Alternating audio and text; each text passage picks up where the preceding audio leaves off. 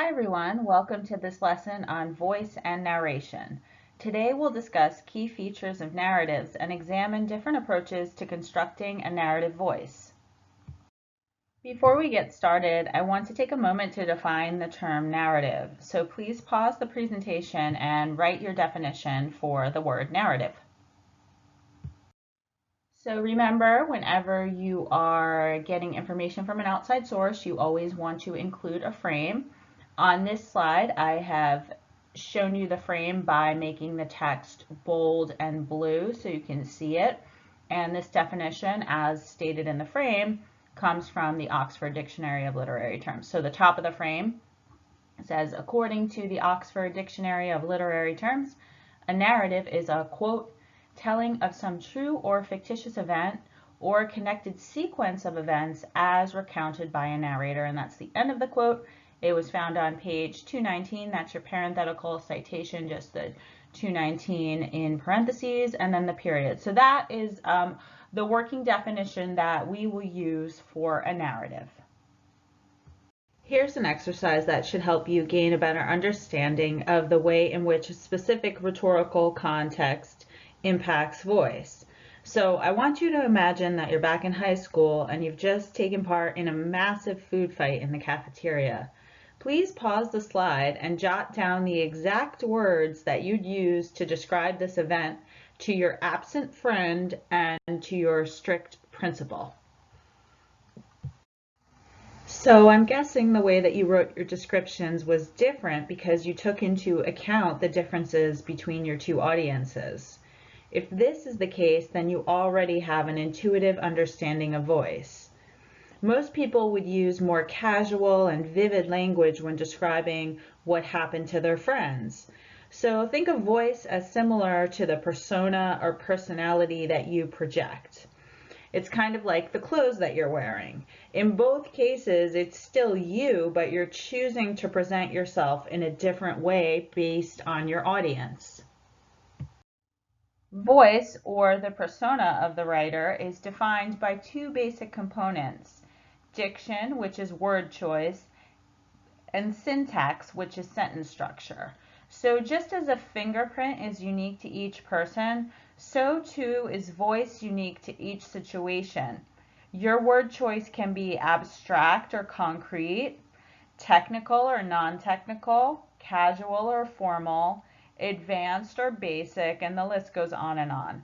And just in the same way, there are many different types of syntax or sentence structure you can have. You can write simple, straightforward sentences, or you can write complex and complicated sentences. You can use lots of coordinate phrases or subordinate clauses. Your prose can be paratactic or hypotactic. You don't necessarily need to know all of the terms that I'm telling you right now. The point that I'm trying to make is there are a range of options to you as a writer when you're writing a narrative. When it comes to word choice, the ladder of abstraction provides a useful tool for thinking about diction. Again, diction is word choice. Level 4 words, as shown on the slide, are the most abstract. They're up in the air. You can't really touch or see them. You really have to imagine them. They're the most difficult to clearly visualize. So I've selected a particular word here and I've put it on the ladder of abstraction to give you guys a better idea of what I'm talking about here. So for example, the word home, it's not really a place, it's more of an idea. A house is a place, a home is an idea. And so a home could mean different things to different people. In fact, some people might envision the abstraction of home as just a familiar feeling or a certain person that they find that they're comfortable with, rather than a physical location. But if a writer uses more concrete words, as is the case for specific nouns and noun classes, a clearer and more detailed picture will be painted in the minds of the readers. So for example, if I say colonial house instead of home, or George Washington's colonial house instead of home, I will have painted a more specific picture in the minds of my readers. So the level 1 nouns are the most concrete, and they paint the most detailed and specific picture. The basic formula for any news show is this: somewhere in the world something bad is happening to someone you don't know. Imagine for a moment that a newscaster were to say these exact words every single night. Do you think this person would keep his or her job? Would an audience really tune in to watch this? Why or why not? Please pause the slide and take a moment to think about it. So most people probably would not tune in to hear the same abstract general news every night. And I want to give an additional illustration of the difference between abstract and concrete language in these next two slides. So if I were to talk about a destructive storm using abstract language, I might say, there was a really big storm that caused lots of damage. So these words probably won't paint a clear picture in anyone's mind. If my goal as a writer is to elicit an emotional response to get you to care about the damage that was done by the storm, these words probably wouldn't be that effective. Because this language is so abstract, the audience might think, so what? Who cares? But if somebody is using more concrete words, I am going to have a much different reaction. I'm going to care a lot more about the information. So here's an example of concrete word choice. Superstorm Sandy, so it's naming the storm, a roaring low pressure system caused over 100 deaths, destroyed roughly 40,000 homes, and left over 7.5 million people without power. So that's painting a pretty clear picture with the concrete language. So really that's the difference between abstract and concrete language. In addition to using concrete words in narrative writing, you may also make a conscious effort to engage your audience by including sensory details when describing something. In other words, instead of just stating bland facts, you can offer details that include sights, sounds, smells, textures, and tastes, all things that our physical senses will pick up on. And sensory descriptions are often the most effective way to engage people's brains because they're concrete and people can really picture them clearly. I want to give you an opportunity to practice writing sensory description, a concrete sensory description.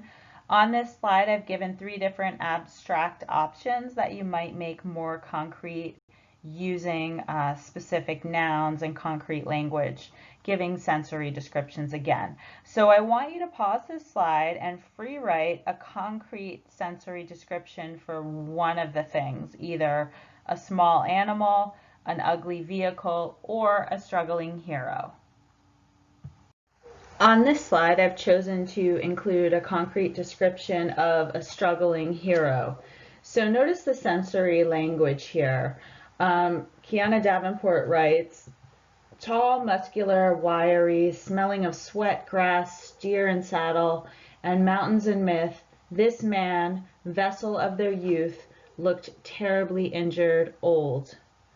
So the sensory descriptions of what this character looks and smells like really make the writing come alive. In addition to these vivid sensory details, I'd also like you to notice that just within this description, there's actually a character arc. In other words, this character is not static but dynamic as we learn that our hero is now past his prime and struggling with an injury.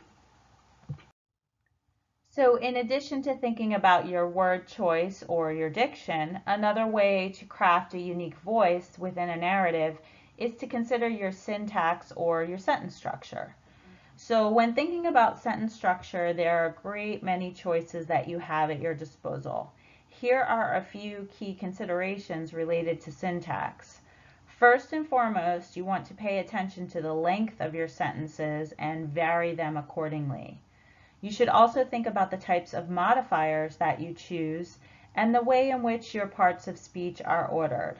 All of these choices relate to your syntax or your sentence structure.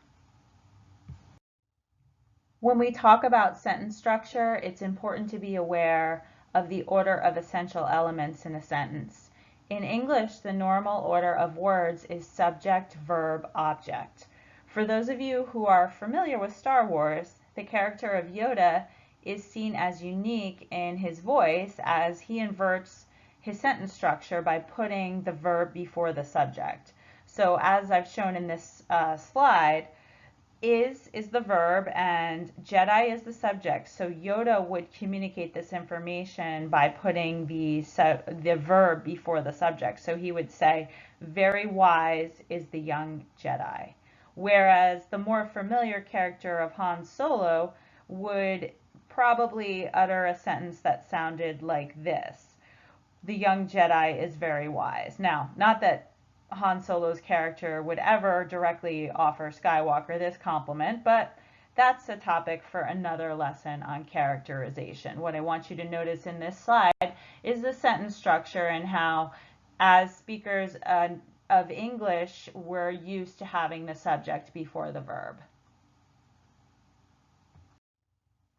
So in addition to taking the order of parts of speech into consideration, you can also choose to vary your sentence structure. By adding phrases and modifiers in this particular sentence, Joseph Conrad crafts a masterfully complex sentence. The sentence follows the standard subject-verb construction, but Conrad inserts descriptive information between the subject and verb to add complexity. Conrad writes, the great wall, and wall is a subject, of vegetation, an exuberant and entangled mass of trunks, branches, leaves, boughs, festoons, motionless in the moonlight, was, that's your verb, like a rioting invasion of soundless life, the rolling wave of plants piled up, crested, ready to topple over the creek to sweep every little man of us out of his little existence. So you can see this sentence, this is not a run-on sentence. It has a subject and a verb, and but it does have a lot of modifying phrases within the sentence. So that's what makes it longer and more complex. So now I would like to challenge you to add some modifying words and phrases to paint a clearer picture in the reader's mind. In this sentence, this simple sentence, I hit the baseball, I is the subject, hit is the verb, and baseball is the object, and it has the standard subject, verb, object order that we normally expect in English. What I want you to do now is pause the slide. You don't necessarily have to make this sentence as complex as one of Joseph Conrad's, but I do want you to take a few moments to add some descriptive modifiers to this very short and simple sentence.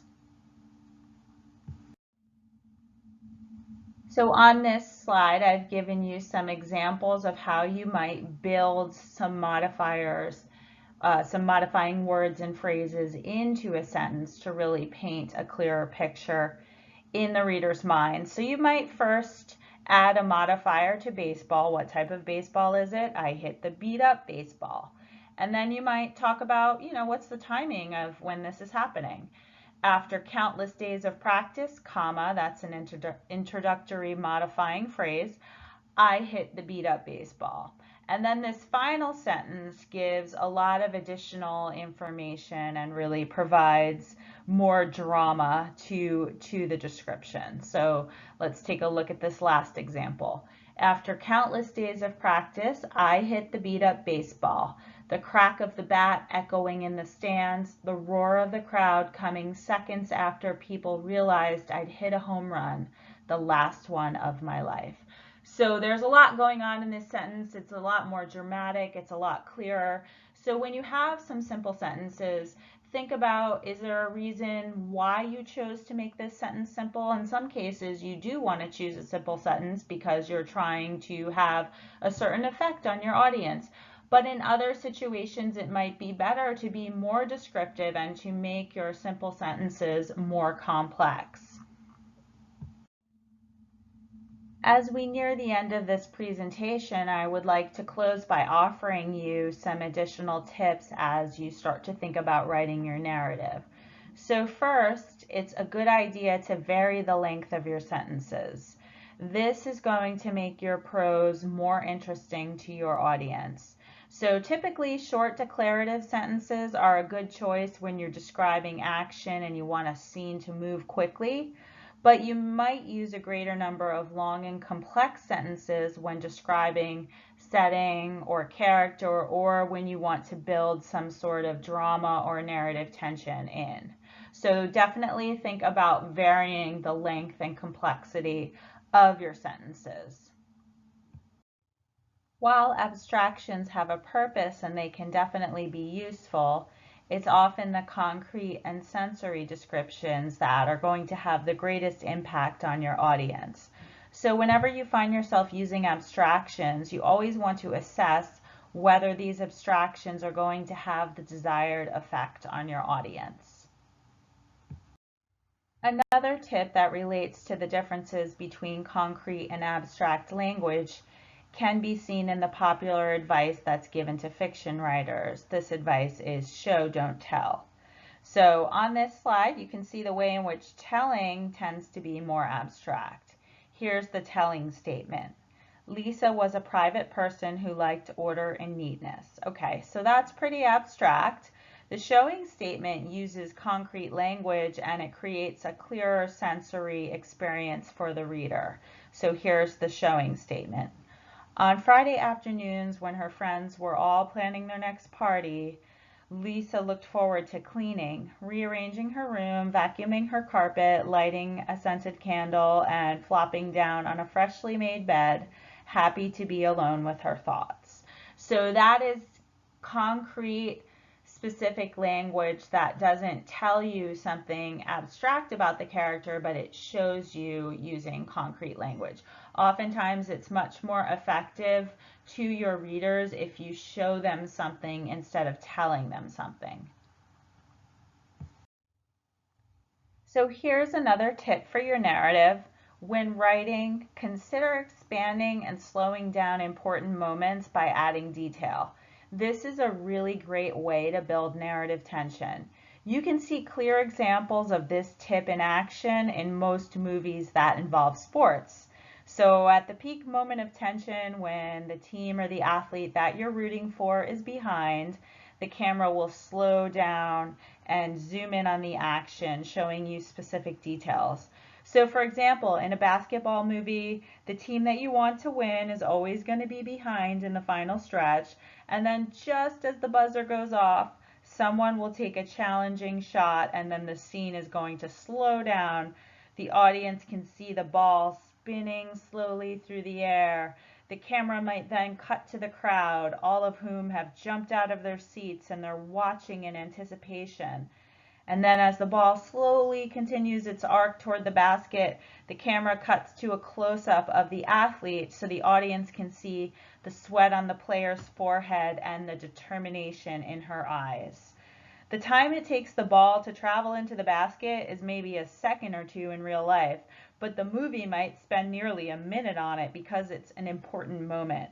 So in your writing, when you have a pivotal or key moment, really think about slowing down your showing of the details of the story. You want to add key details to help build the tension of the narrative suspense and really paint a clear picture in your readers' minds. I know it might be tempting to try to cram a number of different conflicts into your narrative, but trust me when I tell you that for the purpose of this assignment, it's best if you pick one central conflict to focus on. Trying to address too many conflicts within a relatively small space, you're going to lose the attention of your audience because there really won't be enough time for you to go into any depth with anything. So as the images in this slide show, conflict happens when a character has to struggle for something, be it a rainbow, a pot of gold, or something more abstract like true love or a fulfilling career. So narratives are compelling when we know what a character desires and then we see that character struggling or encountering roadblocks on the road to his or her goal. So while your narrative might depict multiple roadblocks or struggles, the central conflict, focusing on the goal of what that character wants, should really be singular. So you want to have one clear central conflict for this particular narrative. So a conflict really can arise in any situation where anyone faces a challenge or a struggle. This can be internal, it can be within one's own self, or it can be external, focusing on the outside world.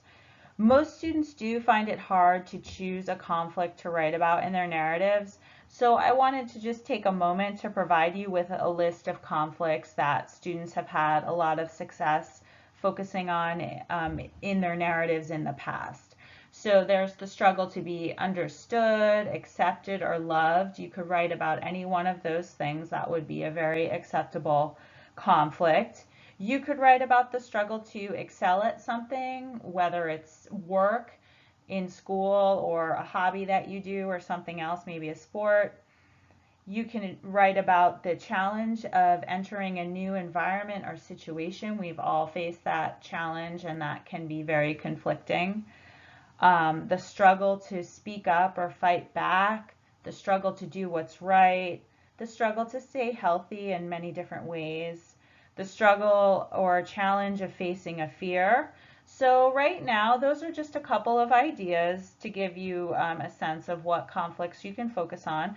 I'd like you to pause the slide and choose a struggle that it could be on this list, or it might be something that you want to focus on that's not on the list. That's fine, but just choose a struggle that you're interested in writing about. So pause the slide, take a few moments to think about that. You should have some strong feelings about the struggle. If you are emotionally engaged, it's definitely going to make it easier for you to emotionally engage your audience, because your audience can pick up on if you're interested in what you're writing about. So I want you to choose a conflict, and it can be the one that you selected in the last slide, or it can be something totally different. And try and imagine or remember, imagine if you're creating a fictional story, or remember if you're writing an autobiographical narrative, the specific place and time when the struggle reached its climax. So for example, if your protagonist was being bullied, the climax of the narrative might come when the narrator confronts his bully after school. In that particular moment, much like the basketball example, you really want to heighten the tension and build anticipation by describing all the important details about that moment. So again, think of your conflict, and then think of the moment in time where it reaches its highest point, the point of most tension. And I want you to brainstorm some sensory details, really heighten that situation. Remember the basketball example that I gave you earlier, and see if you can add some concrete details and really try to describe that climax scene. So pause the slide and take about 10 minutes to do that. So at this point, you've reached the end of the lesson. Congratulations. You may not have yet decided what you want to write about, and that is totally fine. Many students find themselves changing topics as they figure out the heart of the conflict that they want to focus on. And as you know, the writing process takes time and effort, so definitely allow yourself enough time and space to experiment with different conflicts, think about the choices that you're making, the different voices, the different persona that you're projecting from your narrator. And don't worry if as you start you're still not sure what you want to write about. Sometimes just doing a free write or trying out some other brainstorming strategies can be really helpful. Ultimately, what I want you to take away from this lesson is that you're thinking about the choices that you have available to you in the genre of narrative writing. So thinking about all the different elements of voice and how you really want to tailor your voice so it engages your readers. So I hope this has been a helpful presentation, and I wish you the best in as you start to draft your narrative. Happy writing!